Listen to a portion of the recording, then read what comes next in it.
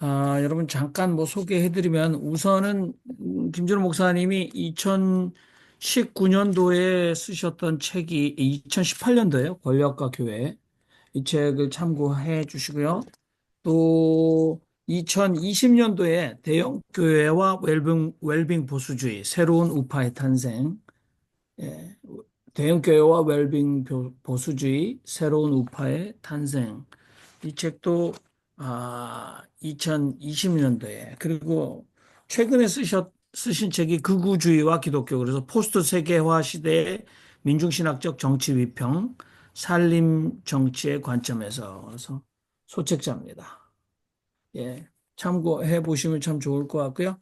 계속해서 민중신학적 담론을 가장 열심히 많이 만들어내시는 우리 김준호 목사님 두 달에 한 번씩 이렇게 모셔서 특별히 민중신학적으로 이 바울 연구를 우리가 좀 하다가 요즘에는 시대가 시대인 만큼 지난번에 이어서 이 극우 개신교에 관한 포커스를 계속 해주십니다.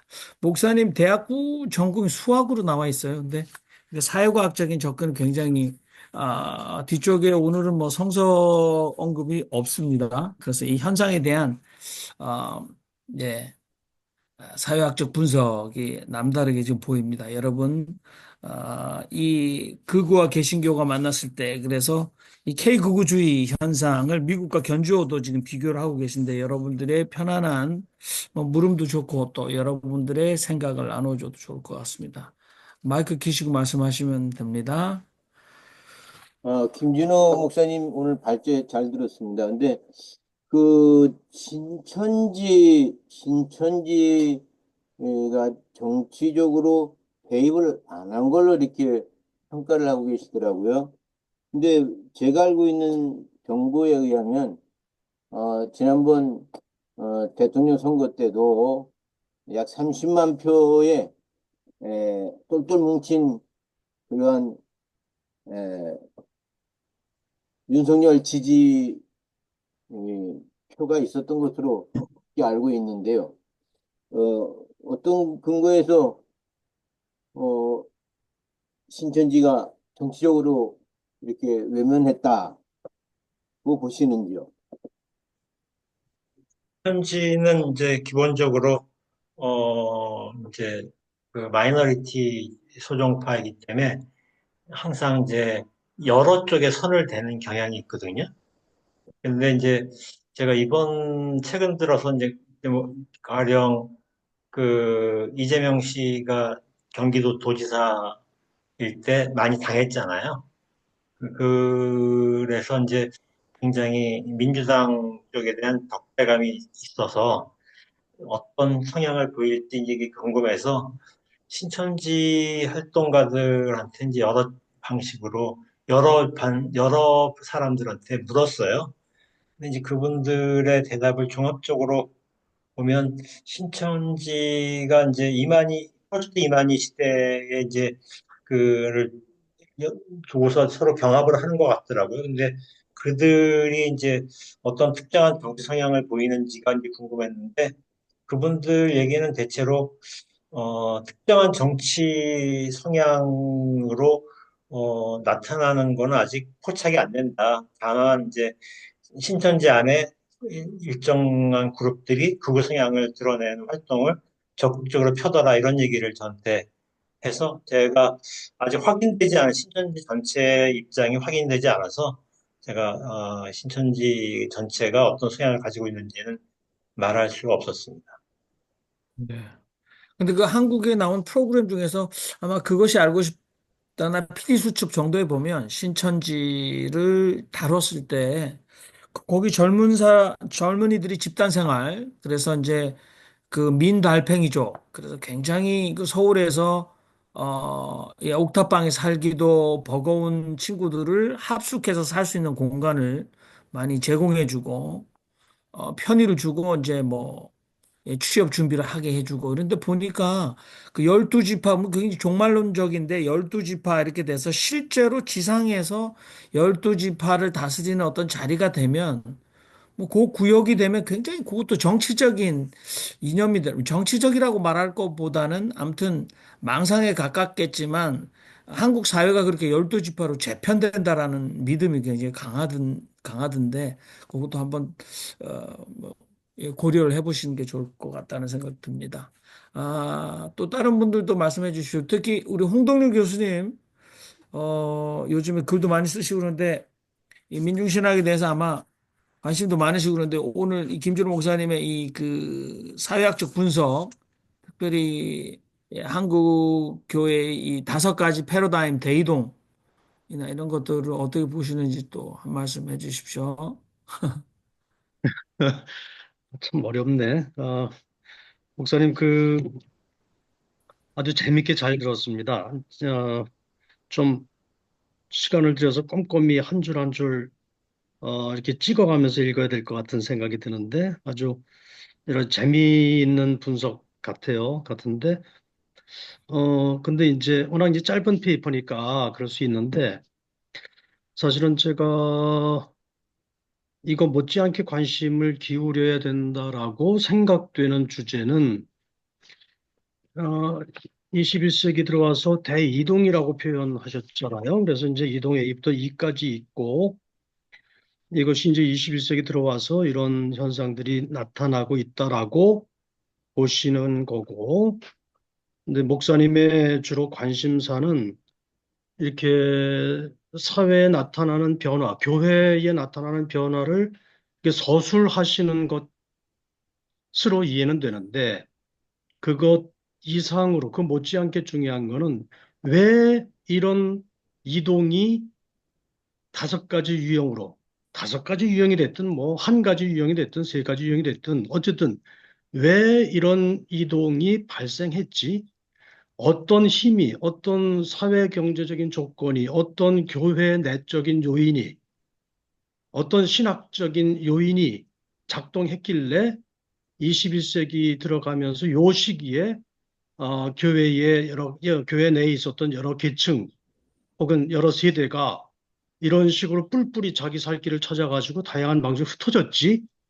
그걸 가져온 힘이 무언가, 그러니까 원인이라고 할 수도 있고요. 그 부분이 규명이 되어야, 사실은 좀 더 온전하게 이해가 되고, 그리고 혹시 가능하다면 이러한 기형적인 혹은 좀 걱정스러운 현상에 대한 처방이라고 할까? 혹은 대책이라고 할까? 이것까지 우리가 상상할 수 있을 것 같다는 생각이 들어서 그 부분은 페이퍼가 짧아서 저기 그 못 담으시는 건지 아니면 다른 책 어딘가에 좀 이렇게 해놓으신 부분이 있는지 제가 궁금해서 여쭤봅니다. 두 네. 가지가 다 맞는 얘기이신데요. 제가 요청받은 분량이 30매, 원고지 30매예요. 그래서 이제 뭐 써놓은 원고가 한 60매쯤 돼서 이제 한 조금 더 늘어나면 안 되냐 그랬더니 곤란하다 그래서 자백에 줄여인 결과예요. 네, 그러실 것 그런데 같습니다. 이제 예, 말씀하신 그 얘기는 사실 제가 이제 웰빙 보수주의와 대형교회 웰빙 보수주의라는 책에서 집중적으로 다룬 것인데요.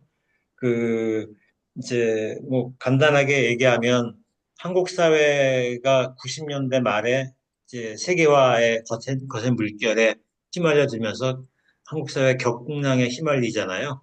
그 변화가 가장 그 빠르고 강력하게 구현된 곳이 교회인 것 같았어요, 저는. 그리고 이제 그런 변화를 추동한 것이 강남권 대형교회 출현과 연관이 있다고 본 건데요. 그리고 이제 그런 강남권 대형교회로의 이동에는 이제 좀 더 이제 구조적인 문제가 더 있는데, 이제 그 생각하신 대로 이제 도시 발전 과정에서 강남권 지역에 이제 대규모 강남권이 이제 발전하고 그렇게 이동한 지역 사람들의 자산이 굉장히 빠르게 증가했잖아요. 다른 지역보다. 그래서 이제 그런 측면과 그다음에 거기 그 시기에 이주한 층들이 예, 중상류층 중에서도 젊은 층이 많이 이주하고 그 젊은 층 이주한 사람들이 이제 대형 교회에 교회를 찾아 이동하면서 그들이 이제 에, 90년대, 2000년대 오면은 이제 이제 교회의 연륜이 이제 20년, 30년 이렇게 되는 사람들이 상당히 많고, 또 대를 이어서 이제 새로운 세대가 거기서 출현하고, 뭐 이런 과정들 속에서 이제 그들이 이제 서서히 만들어간 교회에서 어, 그 만에서 4만 명 정도의 교회들이 이제 기가처치라고 보통 부르는데요. 그런 교회들이 상당히 많이 출현했고, 그들이 이제 교회에 대한 이제 출석률이 굉장히 높아요. 다른 지역보다. 그건 천주교, 불교도 비슷합니다. 근데 이제 출석률이 굉장히 높다는 것은 이제 다른 지역보다 귀속옷이 굉장히 높다는 뜻이잖아요.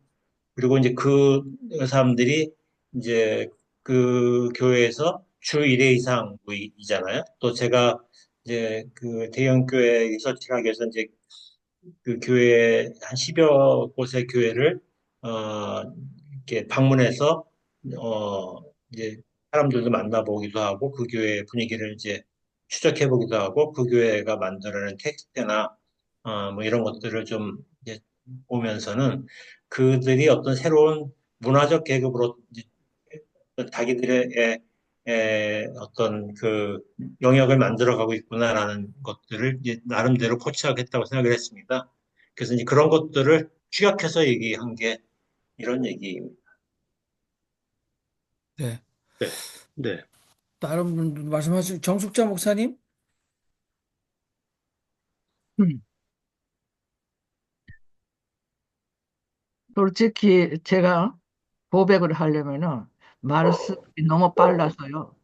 제 수준에서는 그 이해가 안 되는 정도에 빠르셨습니다. 그래서 저는 제가 제 경험 속에서요. 지금 하셨던 말씀을 제가 이해하는 한계 속에서요. 제가 묻고 싶습니다. 저는 여성교회를 7년 동안 인도했던 사람입니다. 여성교회는 다른 김영 목사님이 먼저 시작하셨고 제가 7년 하고 그 후에 젊은 사람들에게 그 하다가 요즘에 거의 그 특수교회로만 남아있고 일반 여성들의 모이지 않는 그러한 교회로 있습니다. 그런 속에서 제가 있을 때는 제 스스로 평가하기를 그 오늘 목사님이 하셨던 말씀 속에서의 이 이동이라 하는 그 언어 속에 여성교회라 하는 하나의 요, 그 교인들의 여성들의 이동 이런 것이 들어있었을까? 그것이 하나의 질문이고요. 또 하나는 교회가 서양식 예배 형식으로만 일관되고 지금까지도 그렇지요. 그런데 특히 그 가톨릭 교회가 그냥 성스럽게 하시는 것을 보면서 그것을 제가 반대하는 건 아닙니다. 그렇지만은 우리 여성교회에 했던 사람 입장에서 본다면은 이 교회가 목사의 설교만 들으라 하는 교회로 남는다 하는 것에 대한 정말 위험한 교인들은 어떤 말씀을 하셨던지 평가할 줄을 모르는 교회로 성장했고 그분들이 전부 다 그 자기들이 다니는 교회의 목사님들이 신과 같은 존재로 믿고 살아왔던 그런 교회 속에서 여성교회가 새롭게 여성들의 눈으로 하나님을 보고 특히 모든 교회 내 언어에 있어서 성경부터 시작을 해서요. 차별적인 언어. 여성들은 거기에 한 번도 인간으로서 대우받지 못하는 여자가 교회 속에 그렇게 많은 숫자가 많은데 성경에서는 전부 다 남자 중심의 언어로 서 있는 거. 이런 것에 대한 평가를 하는 것이 여성 신학이라는 입장에서 제가 많이 했습니다. 그런데 남자 목사님들은 그까지 그라고 하신 것 같아요. 그래서 하나도 신경 쓰지 않고 우리는 그냥 버림당하는 같은 그런 존재가 됐습니다. 제가 그런 입장에서 지금 목사님이 생각하시는 민중교회의 모습과 그 여성교회가 열심히 노력을 했던 것에 대한 그런 연관성 같은 것을 아주 생각해 보신 적이 있으신지 제가 가장 알고 싶은 그 부분입니다. 제가 늦게 들어와서 말을 빨리 하다 보니까 마음이 급해서 많이 빨랐습니다. 죄송합니다. 제가 지금 이제 여기서 5가지로 분류한 이동들 중에 4가지 이동들은 다 보수적인 성향의 신자들의 이동 현상에 포커스가 있었고요.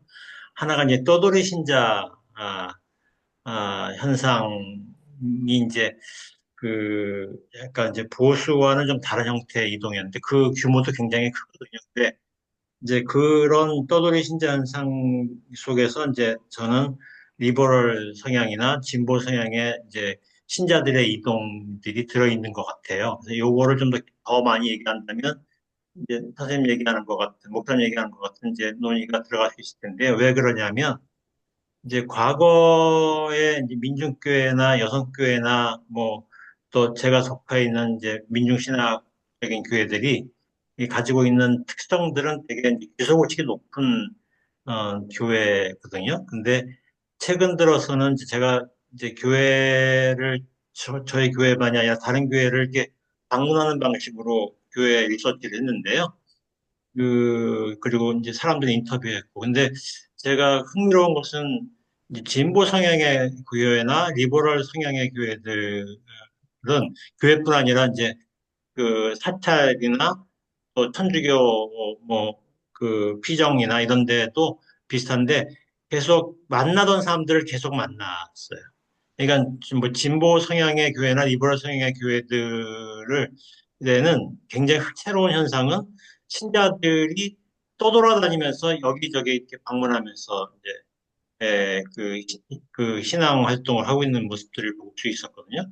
그것은 이제 그분들이 떠돌아다니면서 하나의 북방 있는 것보다는 다양한 형태의 종교성을 체험하는 걸 굉장히 중요시 여기고 있다는 것. 그래서 제가 그걸 멀티빌리버스라는 용어를 썼는데요. 그런 현상들이 좀 보였어요. 그래서 이제 최근에 이제 떠돌이 신자를 다루는 책들을 이제 몇 개의 책들이 나왔거든요. 그리고 제가 그 중에 한 권의 책을 출판할 수 있도록 예, 중간에서 연결해 준 적도 있었는데요. 그런 현상들 속에 이제 목사님 얘기하셨던 것 같은 형태의 이제 어떤 진보 성향의 교회들이나 이제 리버럴 성향의 교회들의 신자들의 다양한 이제 어떤 관심들이 그런 신앙 행보 속에 표현되고 있는 것 같은 어, 느낌을 받았습니다. 그래서 그런 문제는 제 생각에는 굉장히 21세기 새로운 어떤 종교 현상으로 우리가 연구해야 될 주제가 아닌가 이런 생각이 들었습니다. 네. 그 김준호 목사님께서는 표현을 이 이동 뒤에서 떠돌이 신자 급증 현상에서 그 주권 신자와 그래서 그 소위 말하는 교역자 또는 성직자의 의존도가 이제 점점점 없어지는 거죠. 여기도 그런 분들이 많이 출연하고 계세요. 우리 김영철 선생님 같은 분도. 근데 목사들이 소정의 교육을 받아서 목사가 급조돼서 되는 사람보다 훨씬 더 깊은 신학적 고민을 하는 거죠. 우리 최요한 선생님도 마찬가지고. 그래서 이분들은 이제 부정적이면은 이분들도 그러니까 새로운 평신도 권력층이 되었다 이렇게 이제 우리 김준 목사님 표현을 하셨는데요. 그래도 spiritual but not religious. 그래서 뭐 미국에서도 20년 전부터 Jesus yes, church no 이렇게 되니까 이 church no라는 말은 교회 중심의 성직자 체제는 내 삶에 의미가 없고 그 밑에 귀속되어서 내 그 사생활 간섭을 나는 통제받기 싫다라는 것 같은데요.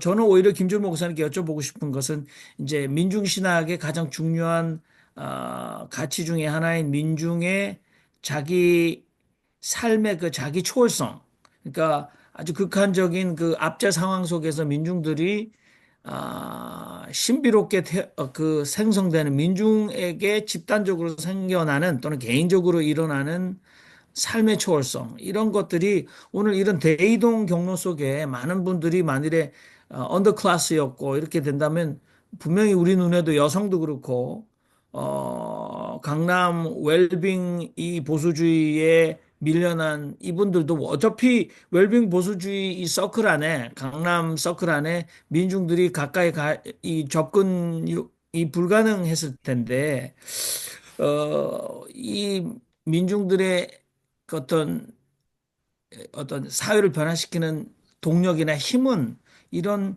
대이동에서 사그러들었는지 아니면 어디로 다르게 드러났는지. 그래서 목사님 말씀하셨던 이동 2에 보면 청소년들이 그 온라인으로 대대적 몰리면서 극우화된 청소년들이 있는 반면에 이번에 12.3 내란 사태에서 많은 청소년들이 우리가 상상하지 못하는 방법으로 한국의 정치 문제에 자기 목소리를 낼 수 있었다. 그래서 그런 것들과 견주면 어떤 통찰이 좀 더 생길까 한번 그런 질문이 생겼습니다. 어떠신지요? 이제 그게 지금 초미의 관심인데요. 민중신학뿐 아니라 최근에 이제 문화연구하는 사람들도 이제 그런 비슷한 관심들을 가지고 있더라고요. 그래서 이제 그 민중신학도 계속 이제 언더클래스 층들의 이제 그들의 접촉을 많이 확장하면서 이제 그분들이 어떻게 인파머스 되는지 그 인파머스 되는 것이 누군가를 가해하는 인파워먼트가 아니라 어떤 탕생의 인파워먼트, 안병무식으로 말하면 살림의 인파워먼트가 되는지 이런 것들을 이제 계속 추적을 했는데 최근에 이제 문화 연구하는 사람들도 비슷한 관심을 가지고 이렇게 언더클래스 층들과 접촉면을 넓히면서 이렇게 계속 리서치를 하고 있더라고요.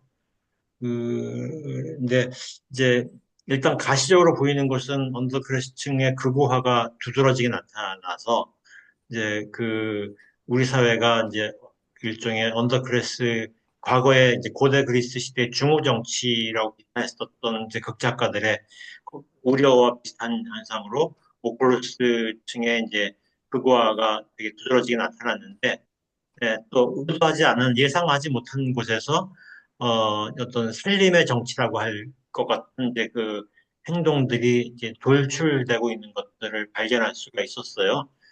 이제 그 중에 하나가 청소년 팬덤 현상에서도 나타났는데요. 기존의 어떤 정치적인 주체에 대한 논의로는 설명할 수 없는 현상들이었거든요.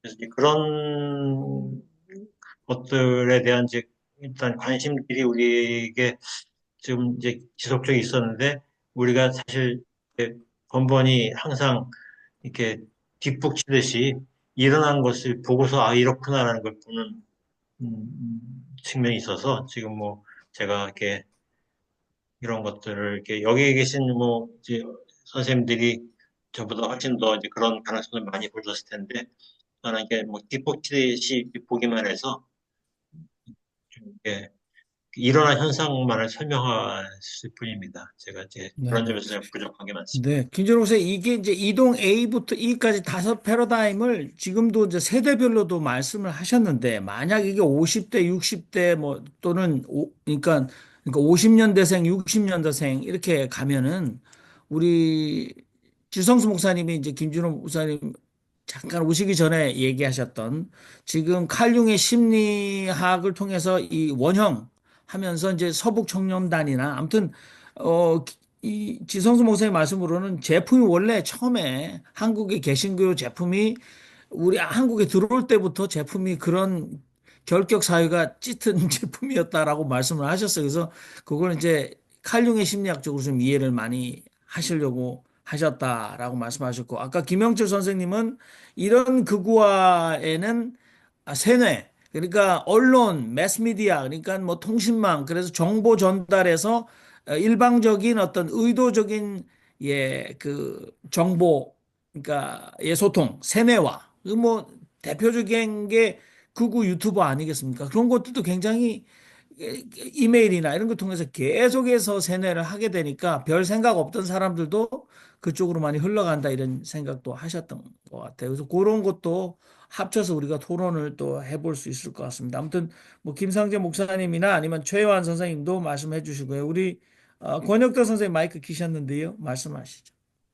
예, 김진호 목사님 이렇게 연구해 주셔서 네, 많이 배우게 돼서 예, 감사를 드립니다.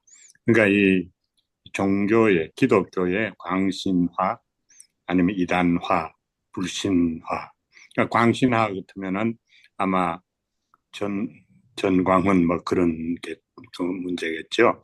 이단화 같으면 이제 신천지, 그다음 불신화 뭐 이것은 예, 요즘 이제 이 가난한 교인들 뭐 이런 문제겠죠. 이것은 종교학자들이나 사회학자들의 그 연구 대상이 아닌가 그런 생각이 듭니다. 이게 기독교 쪽에서 인사이드 아웃으로 해가지고는 좀 해결이 결론이 나오기가 좀 어려운 점도 있고 결국은 그렇게 되면은 패싸움밖에 안 되잖아요. 네, 두 패로 갈려지고 여러 패로 갈려져서요. 그래서 우리가 해결책을 생각한다면은 성경이 해결책이다. 그런 생각을 해보게 됩니다. 성경의 그 이해와 해석의 어떤 전쟁이다. 그거에 따라 가지고 해결이 되고 해석하는 만큼 이해하는 만큼 어떤 그 합의점에 도달하고 해결책에 접근하지 않을까. 그러니까 쉽게 생각하면은 인간의 종교인가, 종교의 인간인가, 인간 안에 하늘이 있는가, 하늘 아래에 인간이 있는가, 이것을 좀 정하는 데 따라 가지고 우리가 좀 더 이렇게 해결에 가깝게 가는 방법 같고요. 그러니까 종교와 이 사상의 그런 이제 해독, 최면, 마취, 중독 뭐 이런 것이 집단화가 돼 가지고 일종의 종교도 마피아도 되고 야쿠자도 되고 이런 식으로 되어 있는데 이 민중을 깨워 가지고 한다는 것은 실제적으로는 좀 불가능한 해결책이 아닌가 그런 생각이 듭니다. 이게 왜냐하면은 논리의 왜곡과 비약과 모순, 궤변 이런 것으로 생긴 문제는 보통 사람의 그 수준에서는 접근 자체가 불가능하니까 학자들이 다시 말하면 기독교의 아주 그 지도자들이 성경을 깊이 이해를 해가지고 성경이 가라고 하는 것을 어떻게 해석하느냐.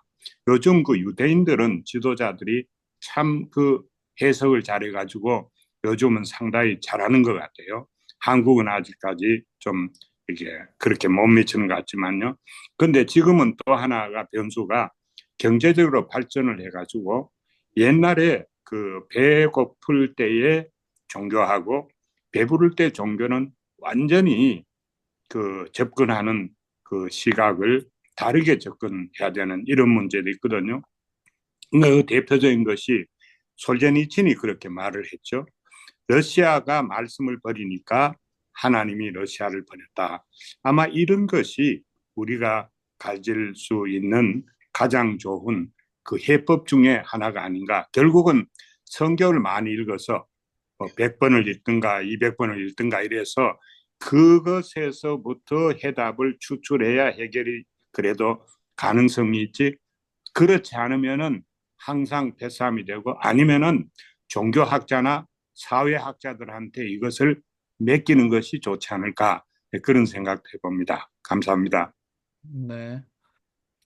우리 김상재 목사님도 그렇고 또 최희원 선수. 근데 우리 김준호 목사님 최근에 보니까 사실 김준호 목사님 신약 성서 신학자시잖아요. 민중신학자시지만 그래서 누구보다도 성서 해석을 치열하게 해오셨고 요즘에 유튜브 채널을 통해서 성경 아주 쉽게 해설하시는 일도 새롭게 하시는 것 같은데 아무튼 김준호 목사님께서도 지금 아마 성서가 아무튼 성서 신학자로서 민중신학적 성서 해석. 그래서 아마 한국의 보수주의 바우 신학자 김세윤 교수님은 한국 개신교의 윤리 문제는 바울 복음의 오해와 오독으로 인한 것이다. 이렇게 강조를 했죠. 굉장히 보수 쪽에서 자성의 목소리죠. 뭐 그분도 한국에서 밀려나서 그러니까 기독교 이 주류 기독교에 밀려나서 뭐 미국에 와서 가르치셨는데 그분이 한국 사회 다시 이 방해자로서 한국 사회를 향해서 한국 개신교를 향해서 던지는 폭탄 같은 선언이었어요. 그래서 지금 그분이 이제 그 칼빈의 예정론에 대해서도 이게 탈락의 가능성 이렇게까지 얘기해서 이단 시비에 휘말리셨지만 그래도 그분의 목소리는 바울 복음의 완전의 곡해와 오해에서부터 시작된 거 아닌가 이신칭이가 그렇게 얘기를 하시는데 아무튼 김준호 목사님도 나름 민중신학자로서 성서를 혁명적으로 다시 봐야 된다라는 얘기를 계속해 오고 계시고 그러면서 지금도 하고 계신 게 새로운 바울 이해를 하고 계신 게 아닌가. 새로운 바울 이해는 우리 최요한 선생님 평신도 이 새로운 평신도 권력층의 대표 주자세요, 저분이. 그래서 온라인에서도 책을 내셔서 좀 바울을 굉장히 맹공을 했어요. 그래서 이런 새로운 만남이 여기서 일어나서 충돌이 좀 일어나야 된다 그런 생각을 저는 하고 있었습니다. 우리 최한 선생님 말씀하시죠. 아, 예, 저기 되게 당황스럽네. 우리 김진호 목사님하고는 다음 주 수요일 날 에너지경제신문이랑 같이 인터뷰를 하게 돼 있습니다. 그때 더 이렇게 정광훈 현상이라든지 이런 부분들에 대해서 인터뷰해서 또 기사를 통해서 좀 만나 뵙게 될 것 같고요. 제가 말씀드리고 싶은 거는 그 사실 우리 그 권혁태 선생님께서 말씀하셨던 대로 성경을 통해서 해석을 해야 된다라고 얘기하지만 저는 조금 다른 생각을 하고 있는 게 아무리 성경을 많이 읽어도 관점의 문제라는 생각이 들어요. 어떤 관점으로 성경을 읽느냐에 따라서 그 성경이 하느님 말씀이 될 수 있고 어떤 관점으로 성경을 읽느냐에 따라서 그건 하느님 말씀이 아니라 마귀의 말씀이 될 수도 있다는 생각이 들거든요. 예를 들어서 지금 대한민국의 젊은이들이 교회를 떠나는 현상은 저희 합리적으로 이해가 되지 않는 부분은 무조건 믿으라고 하니까 아니, 그러니까 예를 들어서 제가 저번에도 말씀드렸습니다만, 나 태어나기도 전에 예수님이 내 죄를 위해서 십자가에 못 박혀 돌아가셨다. 그러니까 너는 지금 예수님을 잘 믿으면 돼. 라는 얘기를 못 받아들이게 했거든요. 왜? 나 태어나지도 않았고, 나는 죄를 짓지도 않았는데, 2000년 전에 이 양반이 먼저 내 죄를 위해서 십자가에 못 박혀 돌아가셨다. 이게 합리적으로 이해가 되지 않는 거예요. 그러니까 이 교회에서는 전통적으로 목사님들이 가르친 거는 무조건 믿어. 믿으면 은혜를 주셔. 그거에 따라 살아야 되는 거야. 이거 못 받아들이겠다는 거거든요. 근데 지금 교회에서 계속 얘기하는 동어 반복으로 계속 주입식으로 세뇌하다 보니까 지금 젊은 사람들이 뭐 이래. 그러다가 이제 윤리적인 부분에서 목사들의 그 성윤리라든지 이런 것들이 보도가 되고 막 이제 세습하고 막 이런 거니까 뭐 저래 하면서 떠돌아다니게 되는 가나안 교회 성도가 되는 거라고 생각이 되고요. 전 그래서 어떤 관점으로 하나님을 믿느냐에 따라 달라진다고 생각하는데 저한테 굉장히 20대 때 굉장히 충격을 줬던 것은 민중신학이었고 민중신학이 근데 그다음 이제 그 소위 냉전 구도가 끝나고 독재 체제가 물러나고 나니까 그다음 나한테 있는 민중은 무엇인가라는 그런 질문이 던져졌을 때 헷갈렸던 거고 그래서 제가 답으로 찾은 게 다석인데 어쨌든 저도 지금 답을 찾아가는 과정에 있고 그렇습니다. 그리고 아까 바울 선생님 말씀하셨는데 전 바울 선생이 이야기했던 그 소위 얘기해서 뭐 이신칭이라든지 예정론이라든지 뭐 바울 선생님 얘기는 잘 모르겠습니다만 어쨌든 그런 부분들이 제대로 그 한국의 근본주의 신학자들이 해석을 하지 못하고 이상하게 해석하는 바람에 오히려 한국의 하나님 믿으려고 하는 사람들을 방해 역할을 하게 됐다. 뭐 전 그 정도로 이해하고 있습니다. 감사합니다. 어, 한 말씀 좀 드리고 넘어갔으면 좋겠습니다. 그 전광훈 현상이라고 하는 걸 이제 어떻게 볼 아, 것이냐 하는 건데요. 에, 저하고 정강훈하고 닮은 점과 다른 점이 있습니다. 닮은 점은 뭐가 닮았는 거 아니? 정치에 참여한다는 거예요. 저도 정치에 참여했거든요. 다른 점은 뭐가 다르냐? 다른 점은 정광훈은 극우 수구적인 입장에서 이렇게 한 것이고, 저의 입장은 혁명적 성서 연구와 신의 혁명과 인간의 책임이라고 하는 하비국수의 그 책에 나와 있듯이 하나님이 혁명을 하시는데 인간이 어떻게 거기에 참여할 것이냐. 그래서 혁명을 하기 위한 나의 오늘의 품성은 무엇이어야 되고 나는 오늘 무슨 일을 어떻게 나의 주어진 생명 속에서 삶 속에서 몸 속에서 행할 것이냐. 이제 그것이 방향이 다르다는 거죠. 그리고 정광훈 통해서 반성하고 있는 건 뭐냐면 저 독일의 보네포의 그 순수한 뜻을 오염시키고 타락하게 만든 이 정광훈의 이 논리를 어떻게 처단하면서 우리가 나갈 수 있을 것인가. 그런 생각을 좀 해보았습니다. 그래서 이 정광훈 현상을 우리가 이 앞으로 저 사람들이 테러리즘으로 갈 것이다. 충분히 저는 가능성이 있다고 봅니다. 왜 그러냐면 보네포 목사님도 암살단을 만들었댔거든요. 히틀러를 죽이기 위한. 그렇기 때문에 그 김근수 교수님인가요? 그 김근수 선생님이 그 페이스북에 그 옮겨놓은 글을 보니까 이재명 살인 암살단 단원 모집 뭐 이런 것이 떠 있는 그것이 아유 이게 정말로 가능성이 있겠구나. 그것이 이제 저하고 지금 입장을 정반대로 한다 하는 것을 이제 힘주어 말하지 않을 수가 없습니다. 이상입니다. 네. 네, 맞습니다. 그 사실은 권혁대 선생님도 사도행전에 나오는 원시 기독교 공동체를 꿈꾸며 평생 그것을 실현하려고 살려고 애를 써 오셨으니까 저는 그 결과 맥락이 같다 이런 생각이 듭니다. 그리고 김성복 목사님 지금 맹주환이라는 온라인에 있는 인물이 이재명 암살단을 모집한다. 순복음교회 청년부나 당회장실에 연락 바란다. 그래서 총도 활도 석궁도 다 준비됐다. 뭐 이거 굉장히 충격을 받으셨어요. 근데 극우 언론들이 우리 김성곤 목사님한테는 마이크를 안 주는 거예요. 그러나 이 정광훈은 얼마든지 이 언론들이 마이크를 갖다 대서 이 확성기 노릇을 하고 있는 슬픈 현실입니다. 근데 아무튼 저는 오늘 충격받는 게 김준 목사님께서 정광훈에게 이렇게 자신이 벌은 부디한 방법으로 벌은 돈이 많을 텐데 1,000억이 이렇게 모인다. 이거 하기야 뭐 미국의 애니첸 같은 사람도 정광훈이가 필요 없다고 하는데도 몇 억을 계속 갖다 준다 그러는데 야, 이거 대단한 제조 아닌가 그런 생각이 듭니다. 우리 지성수 근데 목사님 너무 고민이 예, 깊으신 것 잠깐 같은데 마이크를 안 제가요. 끄시고 예, 예, 먼저 그 말씀하시죠.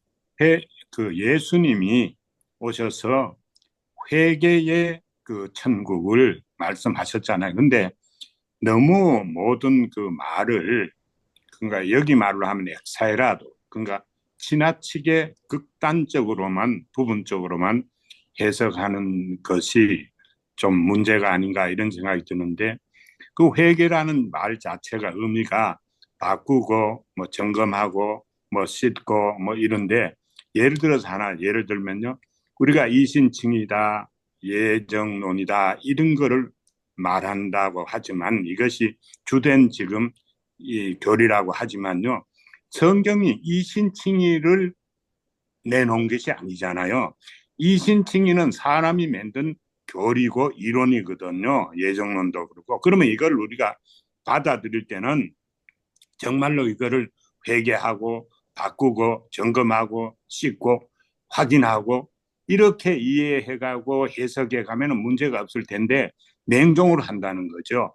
그러니까 이런 맹종의 원인이 이단으로도 가고 극으로도 가고 이런 문제인데, 그러니까 구약에 보면 신약을 연구하는 데 보면은 구약을 중점을 안 두잖아요. 그러니까 구약에 보면은 속죄제, 죄를 씻는 것만 있는 게 아니고 속건제도 있고 화목제도 있고 번제도 소제도 있는데 그거를 왜 다 이렇게 생각을 해가지고 전체적으로 왜 안 하고 한 가지만 가지고 이렇게 이상하게 가느냐.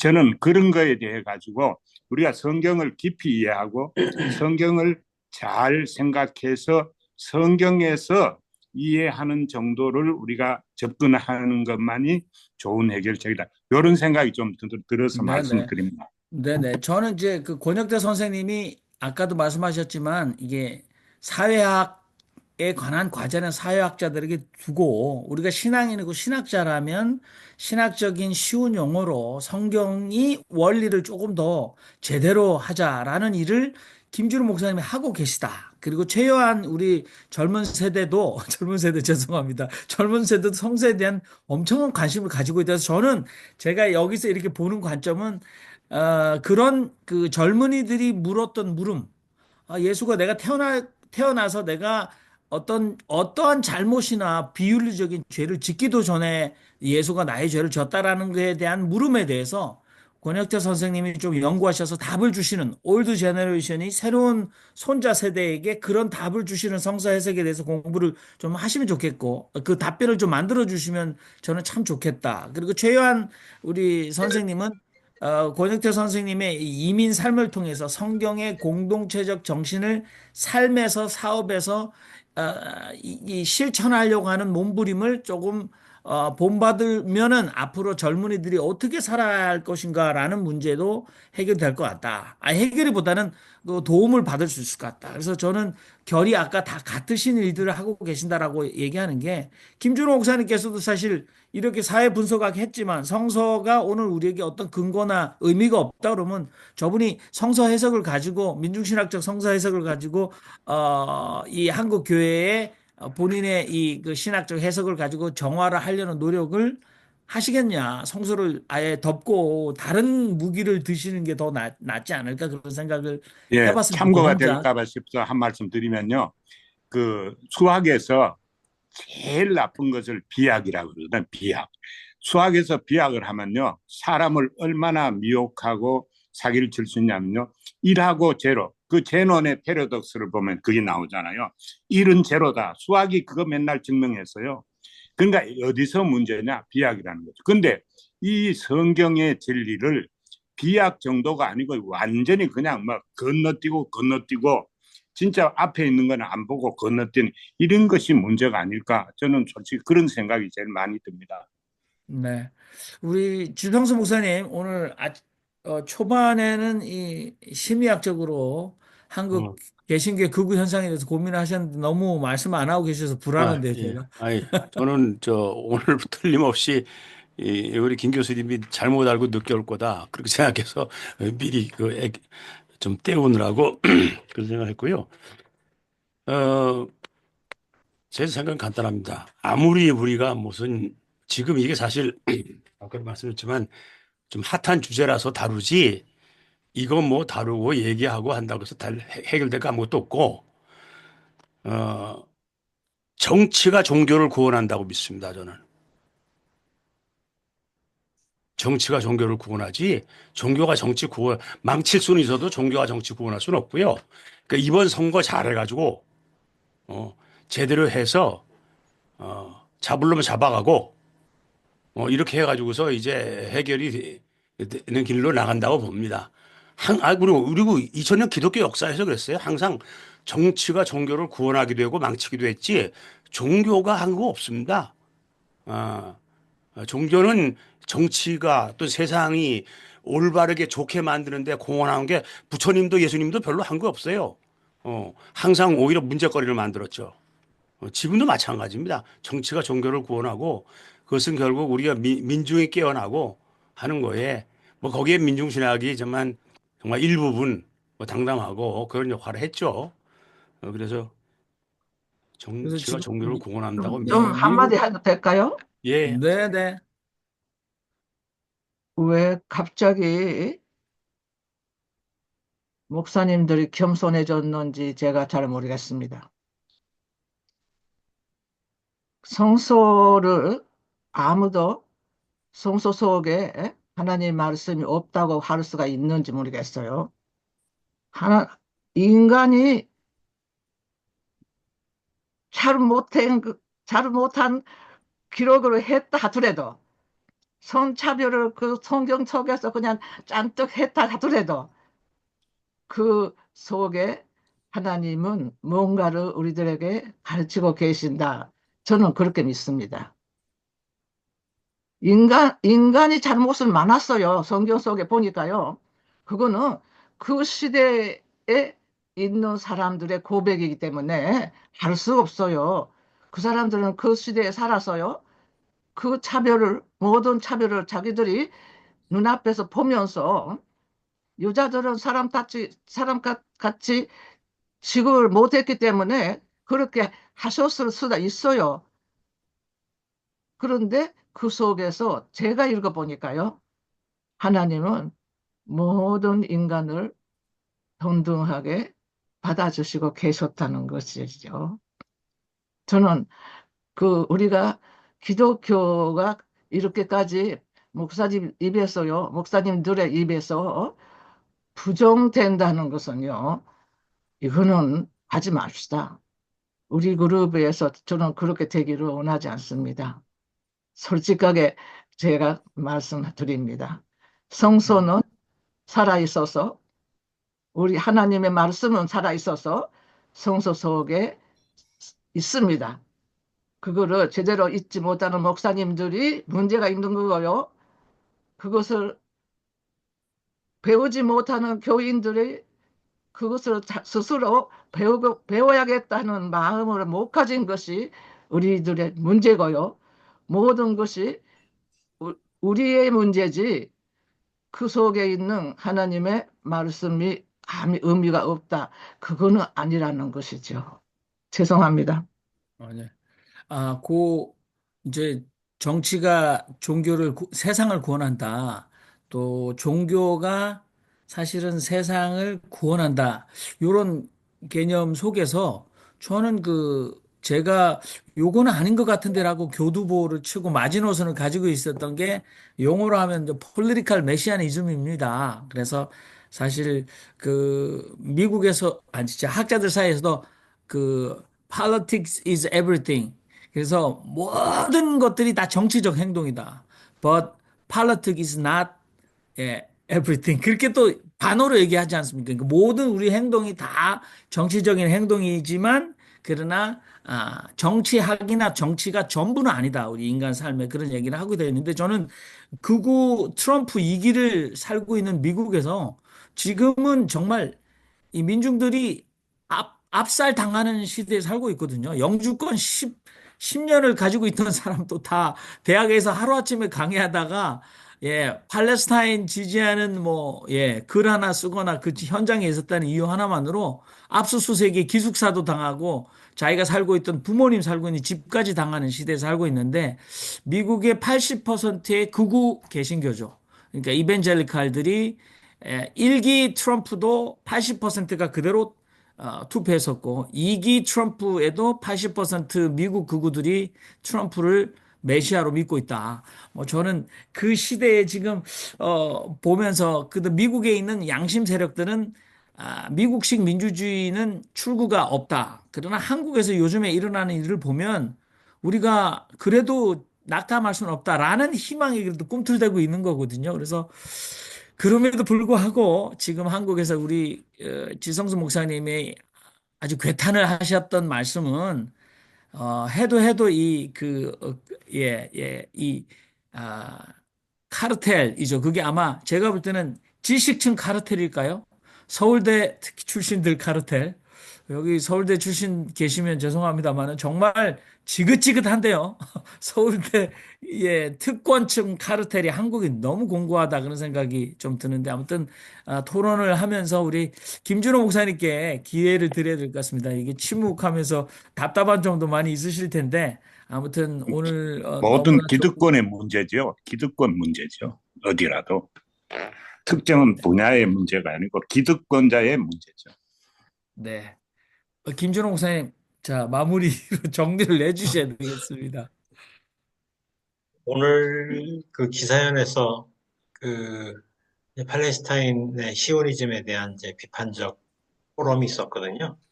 그래서 뭐 참여연대에서 활동가이신 변호사님이고 신학자는 지난번에 최영목 목사님이 와서 하신 것 같은데 최영목 목사 오늘 발표를 했고 또 이제 팔레스타인 활동가 한 분이 와서 그분은 팔레스타인 사람이에요. 가자 지역 사람인데 그분 세 분이 오셨는데 제가 이 포럼에 다 참여 못하고 그냥 중간에 빠져나왔는데요. 거기서도 이제 이 시오니즘이 성서에 기반을 두고 있다는 거, 그러니까 성서를 어, 이제 충실하게 읽지 않은 결과가 이제 폭력을 정당화하고 또 정당화된 그 폭력을 또 은폐하고 하고 뭐 이런 데 관여돼 있었던 것 같아요. 그러니까 우리가 성서가 너무 중요한데 그 성서를 오독하는 것이 또 너무 치명적이다라는 것을 우리가 인식하면서 성서를 아, 어떻게 해야 더 잘 볼 수 있을지 고민을 많이 해야 될 것 같습니다. 그래서 중요성에 대해서 우리 모두가 다 공감하는 것 같고, 그 공감하는 중요성만큼의 이제 노력이 우리한테 부족한 것 같은데요. 그런, 어, 것은 또, 구거주의자들이 또 기독교인들이 되게 많잖아요. 전 세계적으로. 구거주의도 사실 성서에 많은 논거를 두고 있기도 합니다. 그런 점에서 우리가, 극우주의를 비판적으로 볼 때도 성서가 굉장히 중요한 생각의 교두보가 될 수도 있을 것 같습니다. 때로는 우리가 넘어지기도 하지만 그런 점에서 저는 이제 말씀하신 것처럼 성서에 대한 중요성이 너무 중요하다고 생각이 들고요. 또 그러면서 또 한편으로는 이게 이제 극우주의나 뭐 시오니즘이나 이런 것들이 되게 파괴적인 역할을 하고 있는데 에, 기독교인들은 또 이게 우리 문제가 아닌 것처럼 생각하고 이게 앞니 다루고 있고 또 다른 쪽 분야 사람들은 신학자들이 얘기하지 않는다고 말을 안 하는 점이 있고 그래서 일종의 이렇게 공백처럼 있어요. 이런 부분들이. 그래서 저 생각에는 아, 그 기독교에 대해서 문제식 있는 모든 분들, 신학자도 포함해서 그런 사람들이 이 문제에 좀 더 적극적으로 관심을 갖고 개입하고 의견을 내는 것이 너무 중요하지 않을까. 뭐, 다 아는 얘기지만 다시 한번 좀 우리가 경각심을 가지면 좋겠다는 의미로 그냥 의견을 드렸습니다. 네. 김준호 목사님, 네, 감사합니다. 여러분, 제가 잠깐 예. 한마디 해도 될까요? 네네, 네. 민중신학이라는 것이 1970년도에 이제 그 전태일을 시작으로 해가지고 나름대로 확고한 그 타당성을 갖고 있었는데 1980년대 이뤄가지고는 이 전두환 치하에서 엄청나게 갖은 압박과 그 모진 그런 정치적인 프레셔 때문에 나름대로의 그 마르크스하고 조금 연관이 되는 그런 저기가 있었거든요. 그 강원돈 씨나 박재순 씨 같은 경우에 그 선생님들이 이제 그 민중교회를 설립을 해가지고 그 거기에 그 제대로 정부의 보살핌을 못 받은 그 민중의 그 사람들을 구하려고 많이 했는데 지금의 같은 경우에는 뭐 명성교회 세습이라든가 사랑교회의 어떤 그 정부의 결탁으로 해서 세습 저기를 늘리고 그랬을 때 많은 신도들이 이제 그 아까 말씀하신 유랑의 신자가 됐어가지고 그분들에 대한 것이 이제 그 유랑 신도가 됐을 때 일부 교단, 그러니까 전체 교단이 아닌 일부 그 교단에서 그 목사님들에 대한 그 계단을 너무 낮추는 바람에 기회주의자죠. 저는 그렇게 단순하게 보고 싶은데 뭐 예를 들어서 전 목사라든가 그런 사람들은 나름대로의 자기의 그 권리 증진이나 금전적 이익을 위해서 그 사람들에 대한 자료를 많이 획득을 했죠. 그 당시에 그 사찰을 받던 그 예를 들어서 중앙정보부가 아니라 지금 뭐죠? 그 국정원. 사람들의 국정원에서 많은 그 저기를 봤다고 그러니까 자료를 받아가지고 그 사람들에 대해서 그 많은 그 정신적인 교감을 준 다음에 그 사람들을 위해서 저기 뭐야 그 아주 레디컬한 극단적인 그 행동을 하게 만드는 걸로 알고 있었어요. 그래서 미국 그 저기에서도 많은 돈을 받았고 그 간단한 예가 이제 윤석열이가 해임이 되자마자 돈이 끊겨가지고 지금 거의 활동을 못 하거든요. 그 서부지원 폭도에서도 거기에 나왔던 뭐 선량하다고 할 수는 없지만 일부 사람들이 하는 것이 잠깐 용돈벌이 하려고 왔는데 나름대로의 국가의 저기 폭도가 됐다라는 그런 그 기사를 얼핏 봤어요. 그런 걸 하다 보니까는 내가 볼 때는 이 정광훈이라든가 손영보 씨는 아닌 것 같고 손영보 목사님은 아닌 것 같고 정광훈이 같은 경우에는 그런 식으로 더구나 여러 가지 그 영리 사업을 하면서 자기의 그 부의 증진 사랑제일교회를 만약에 그 저기 막그 철거하면서 보상비를 뭐 엄청나게 요구한 것도 다 그런 식의 어떤 보상 심리가 아닐까. 그러니까는 나는 볼 때 그분은 목회자가 아니라 그냥 기회주의자니까 더 심각하게 생각할 필요 없이 만약에 새로운 정부가 바뀌면은 그분들은 없어지지 않을까라고 생각이 되는데 김진호 목사님은 어떻게 생각하세요? 김진호 목사님은 그 1990년대 세 번째 그 민중신학을 이끄는 분으로서 답을 듣고 싶어요. 네. 김준호 목사님 답변을 하셔야 될 것 같은데 정강은 없어질 것 같습니까? 새 정부 들었으면. 뭐, 그냥 그 바람은 없어지면 좋겠는데, 제 생각엔 한강원은 아직 더 그 힘이 있는 것 같아요. 영향력이 많이 줄지 않았고요. 어,